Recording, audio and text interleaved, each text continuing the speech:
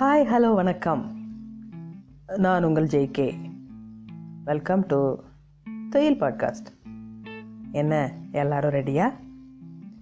ஆயிஷா ரா நடராசன் அவர்கள் எழுதிய உலகை உலுக்கிய 40 சிறுவர்களில் இன்னைக்கு நாம் நூலகங்களால் வளர்க்கப்பட்ட துயர இளவரசியை பற்றி தெரிஞ்சுக்க போகிறோம்.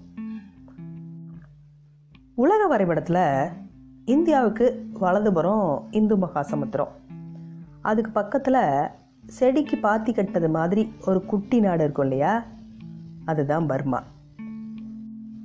இந்தியாவை மாதிரியே பர்மாவையும் பிரிட்டிஷ்காரங்க ஆண்டாங்க. பர்மாவோட விடுதலைக்காக அயராது உழைச்ச இராணுவ தளபதி ஆங் சான் கிங் என்பவருக்கு ஒரு மக இருந்தா. சூகி அப்படிங்கிற அவளோட பாட்டியோட பெயரையே அவளுக்கும் வச்சிருந்தாரு அவங்க அப்பா. பர்மாவோட விடுதலை போரில் முக்கிய பங்காற்றினவர் ஆங் சான் கிங். ஆனால் விடுதலை பெற்ற அதே வருஷம் இராணுவத்துக்கு எதிரான அணியால் திட்டமிட்டு சுடப்பட்டார்.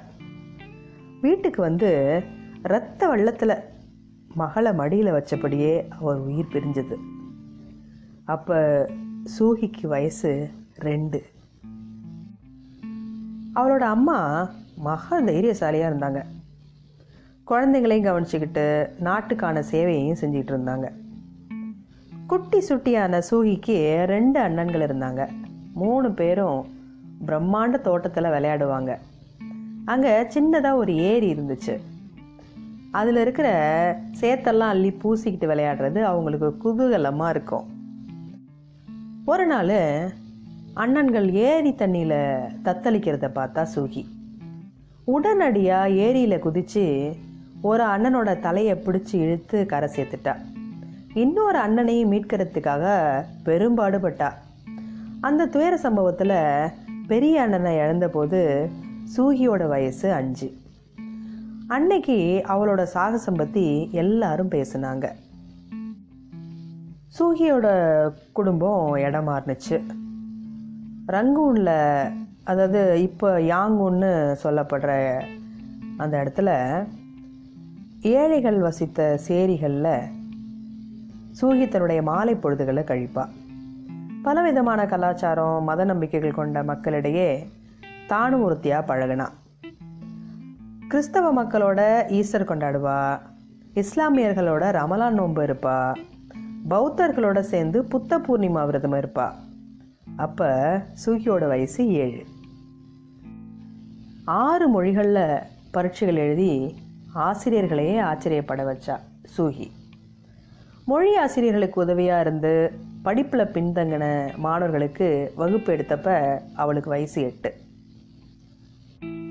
சூகியோட அம்மா நடத்தின அரசியல் போராட்டங்களை ஒடுக்க நினைச்ச இராணுவ அரசு அவங்கள பர்மாவின் இந்திய தூதராக்கி டெல்லிக்கு அனுப்பிச்சி வச்சது.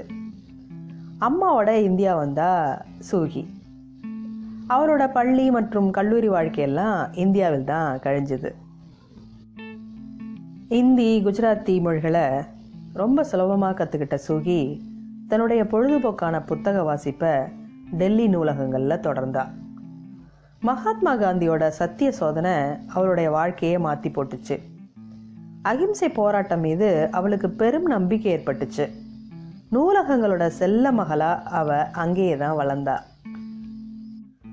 லண்டன் ஆக்ஸ்போர்டில் இருக்கிற செயின்ட் ஹூக்ஸ் கல்லூரியில் அரசியல் பட்டம் பெற்று மேற்படிப்பை முடித்தாங்க. ஐநா சபையில் பணியாற்றினாங்க. அன்பான கணவர், அழகான குழந்தைகள் அப்படின்னு இருந்த போதும் பர்மாவில் இருந்த சூகியோட அம்மாவுக்கு உடல்நிலை ரொம்ப பாதிக்கப்பட்டுச்சு. அவங்கள பார்க்கறதுக்காக நாடு திரும்பினாங்க. நாட்டினுடைய வறுமையும் இராணுவ ஆட்சியினுடைய கொடுமையும் அவரை உழுக்குனுச்சு.